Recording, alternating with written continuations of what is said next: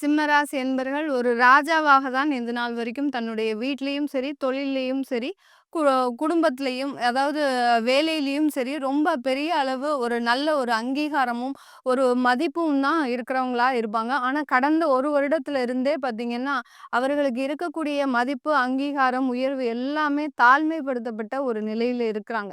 எவ்ளோ ஒரு இவங்க உழைச்சாலும், அந்த உழைப்புல இவங்களுக்கு தகுதியான ஒரு வருமானம், அந்த உழைப்புல இவங்களுக்கு உண்டான மரியாதை எதுவுமே கிடைக்காம இருக்கு. அதனால கொஞ்சம் மென்டலி ஃபிட்னஸ்ன்றது இவங்களுக்கு இருக்காது. இந்த சிம்ம ராசி அன்பர்களுக்கு.